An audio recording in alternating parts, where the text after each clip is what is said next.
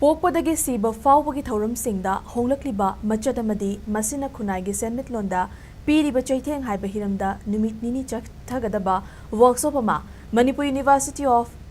university की Manipur institute of management studies memes auditorium दा ngasi हौदोखरे organising committee नुमित निनी की खननैनबा मिफमना सिंधुना पांगथोकपा खननैननबा हौदोकपा थौरम अदुगा मरी लेनना मणिपुर यूनिवर्सिटी ऑफ कल्चर की वाइस चांसलर पाउनम गुनिंद्रो न फोंदोरकपदा मालेम असिदा लैरिबा मियोइसिंग पोकपदगी हौना मियोइबा अमना लैतबा मतम अदु फावबदा थौरम कया अमा पांगथोकनरी मसी मागी चटनबी मतुंगिना पांगथोकनै पांगथोकलिबा थौरमगी मसक मवोंग अदुना करंबा जातिगी चटनबिनो हाइबा मियामदा ताकी अदुमकपु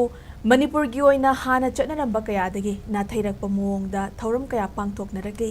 मसिना इसागी चटनबी मांगसिलकपा खक नतना चटनबी ओइना ओंथोरकपा मरमना लमदमसिगी सेनमिटलोंदा अचौबा सैथेंग अमा पीरी असिगुंबा होंगलक्लिबा कया असिबु खननैनदुना कल्चर की वांगमदा होंगलक्लिबा अहोंगबसिंग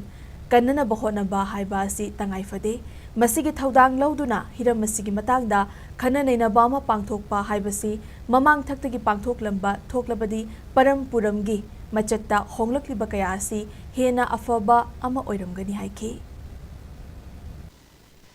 पुंसिगी मरी लेनवा थौदौसिंगसिदा अखोई पांगथोइबा इरात थौनी अदगी अखोई नाटकोइबा चटनबिसिंगसिदा सेन का हेना चटनबा अदगी अमुक इरै लेजदबा कांगुसु मकी ngसागी मयामि चटनबि ओइना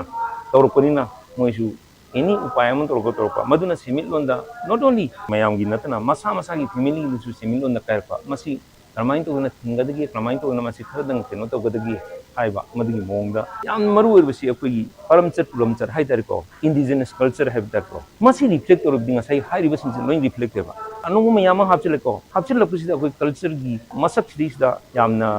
अखोई इंडिजिनस नतबा मयाम उटपोइना थोकसु यावेबा कल्चर गिदी मसी यामना ताइवन पोटमनेबा